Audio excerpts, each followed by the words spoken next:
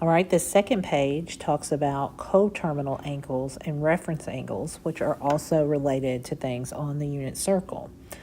Angles in standard position with the same terminal side are called coterminal. Now, the word co, of course, means that they share that terminal side. Like if you are a co-partner with someone, you and that partner share responsibilities.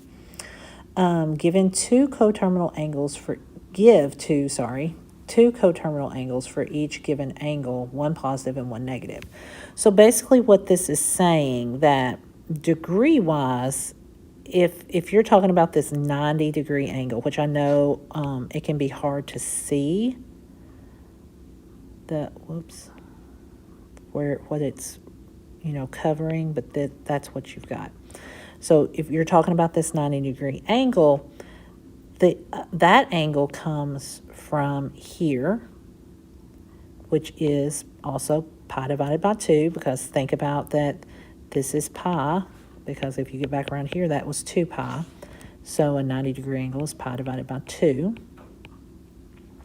So another angle that you could get is if you go backwards all the way around. And so you're talking that you've gone negative 90, negative 180, and negative 270. So that's where this comes from. And then that would be negative 3 pi over 2, because you are, you've gone around, like 90 is like 1 pi over 2, 280 is 2 pi over 2, which is then there's pi, and then 270 is 3 pi over 2, because you've gone 3 locations around, which is why negative 270 is negative 3 pi over 2, because you're going just backwards. All right, so I'm going to just leave most of that there. I'm going to clear out some of this messy stuff right here. Oops, that one didn't need to go. All right, so on these, we've got to find 2 angles. Now, another way to think about this is that if you go all the way around the circle, then you are going to be back at that angle. So 65 degrees plus 360 means that you went around this circle. So you started here and you went all the way around back to there. So that's also another coterminal angle if it wraps around the circle. So if you had 360 plus 65, that's that positive counterclockwise wrap. You pass 65 and come back to it. So that's 425 degrees. And then the other way you can find it is to subtract 360. So that's like the pink one that's over here where we did the negative 127. So 65 minus 360 is negative 295. So those are 2 coterminal angles. So that's kind of the easiest way to do that when you're doing degrees, is think about what would happen if I passed it and kept going and come back to it, and what happens if I go the opposite direction. All right, so 540, we would do minus 360. And so that would be 180. And if you have one that's already bigger than 360, you actually just do the 180, your previous answer. So 180 minus 360. And so then that would give you your negative answer of negative 180.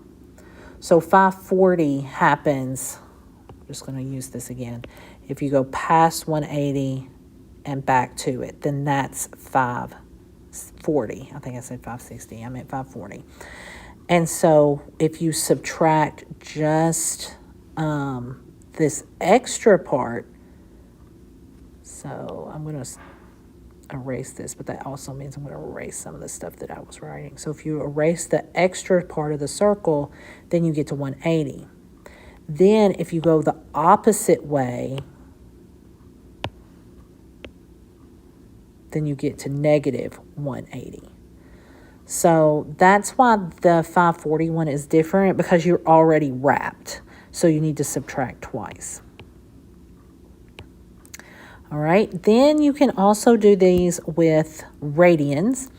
Radians, instead of using 360, you're going to use 2 pi, because remember, 360 degrees equals 2 pi. So you're going to subtract, well, let me rewrite it.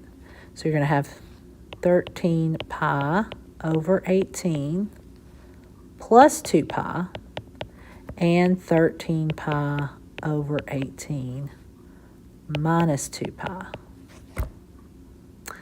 All right, so when you do that, you need to put in your calculator 13 over 18 plus 2.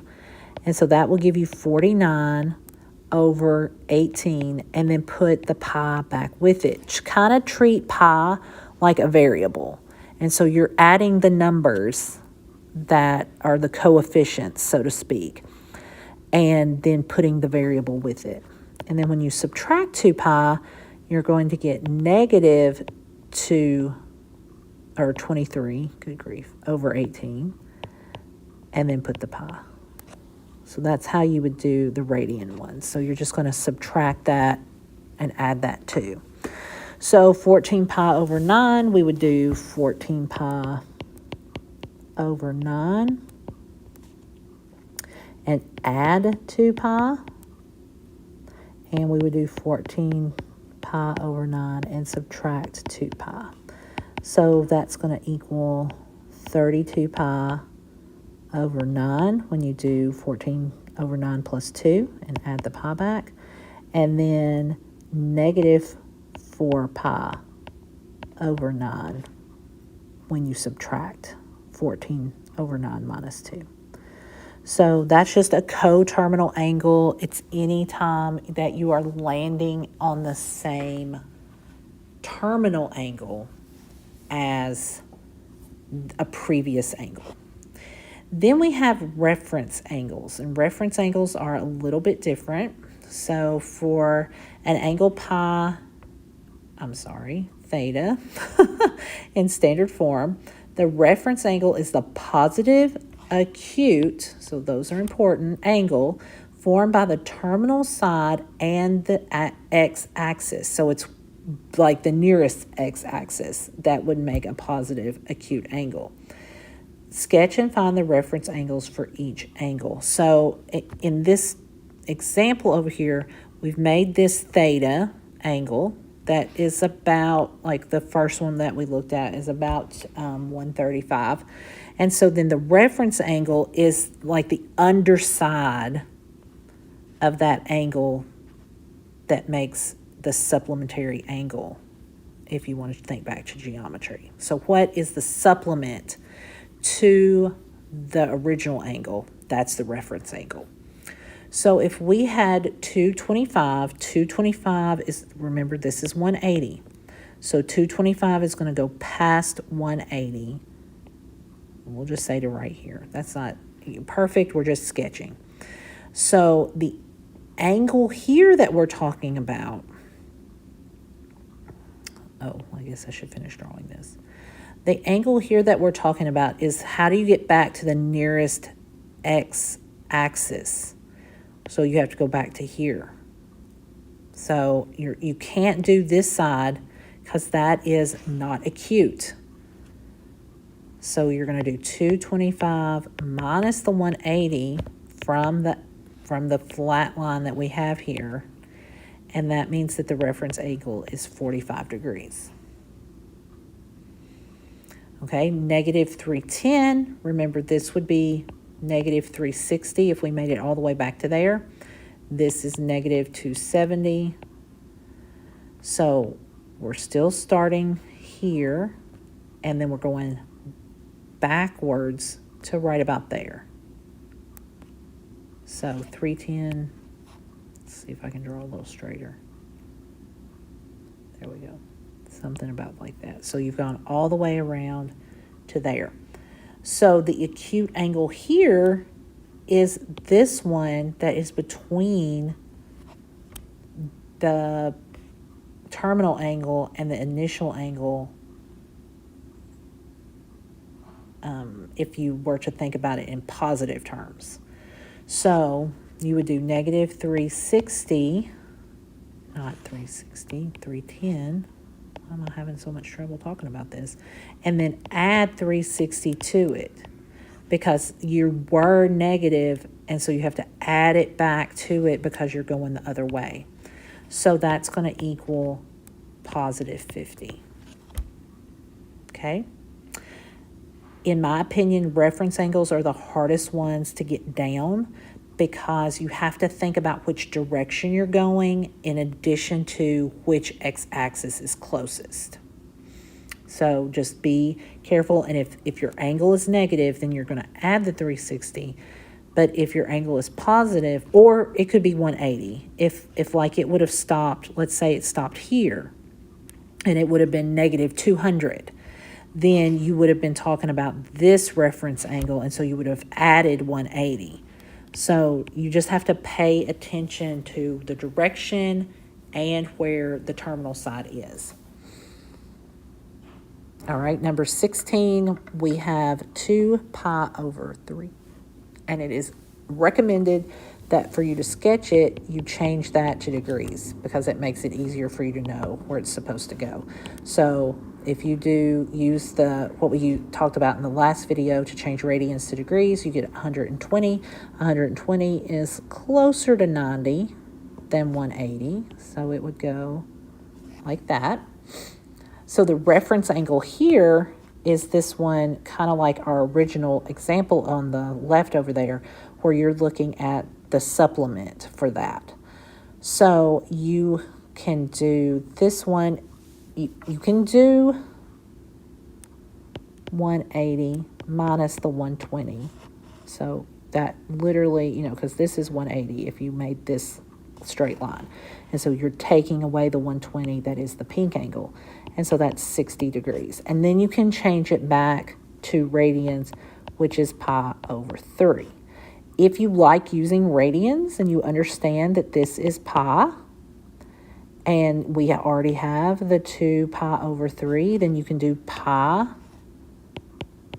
minus 2 pi over 3. And so then you would do 1 minus 2/3. Good gravy. I'm getting ahead of myself. And so 1 minus 2/3 is 1/3, and then you put the pi back, and you would get pi over 3. So it's completely okay to do it with the radians, but because we're used to using whole numbers, it makes it a little bit quicker and easier to go ahead and change it to degrees and then change it back. I don't care. You can, if you feel comfortable doing the pi, that's fine with me.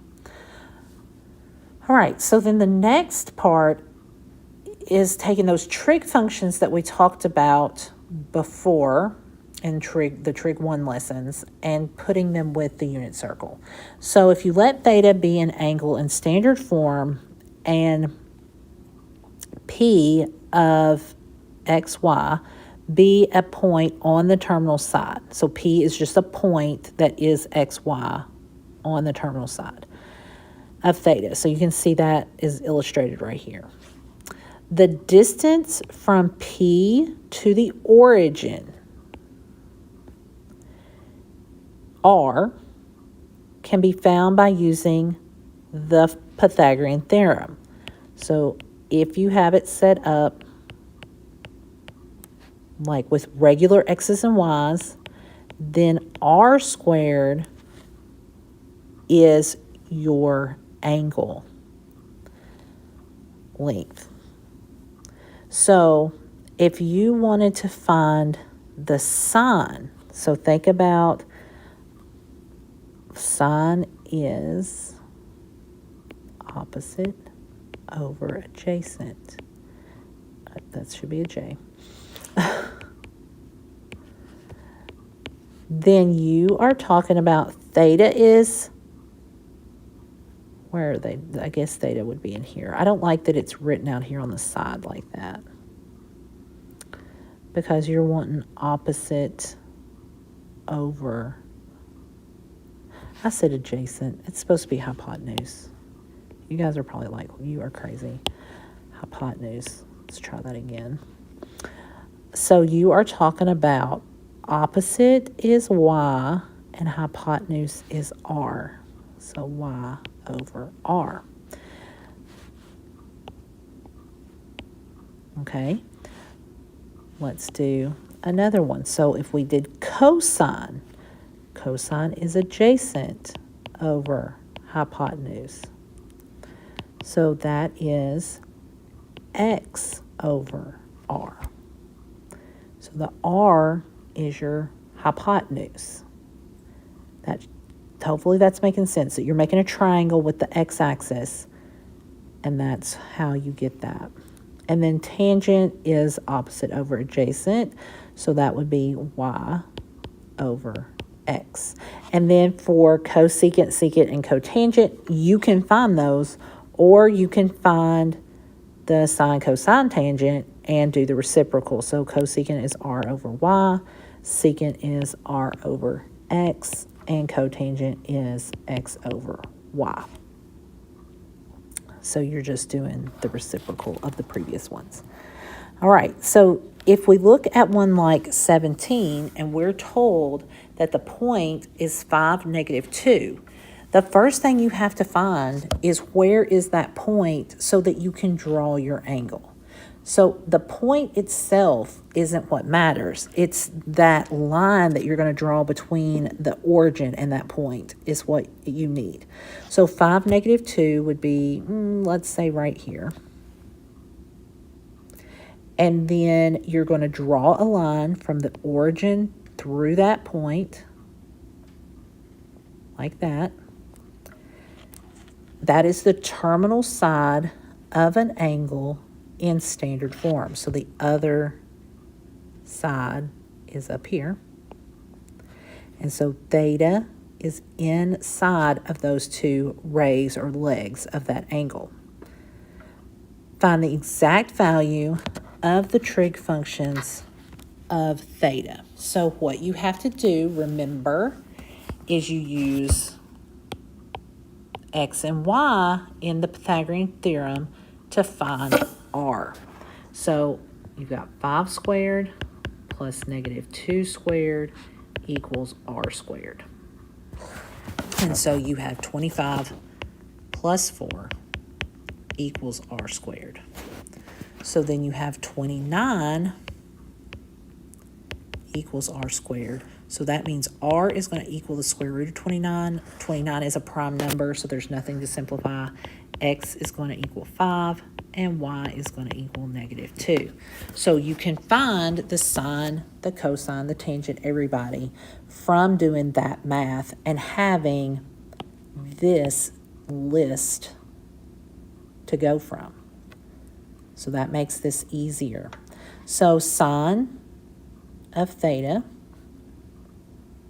remember, so x, I'm going to draw these in. X is 5, and y, which is from here, well, not really there, from here to there, is 2. Not -2, because you don't want -2. Well, maybe. I don't like having a measurement that's -2. And so what we have then, and this part is the square root of 29. All right, so we're going to have, I guess because it's on the bottom of the circle, we'll just use the negative. So sine of that would be opposite over hypotenuse, -2 over the square root of 29. Of course, we cannot leave 29 in the denominator, so you would multiply it and move it to the top. And so it would be -2 square root of 29 over 29, because nothing there will simplify because 29 is prime. Cosine would be adjacent over hypotenuse, and so we would end up doing the same kind of thing. We would have to move that square root up to the top, and so we would have 5 square root of 29 over 29.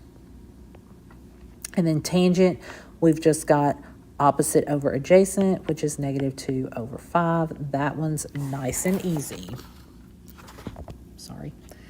Then we're just going to go about switching these. So cotangent is just 5/-2. No big deal on that one. The other ones, we have to look at this original ratio, okay? You don't want to look at your final answer where the radical has been moved. So you would have square root of 29 over -2 and square root of 29 over 5, like that. So that's how you use those trig functions when you are working with angles on the unit circle.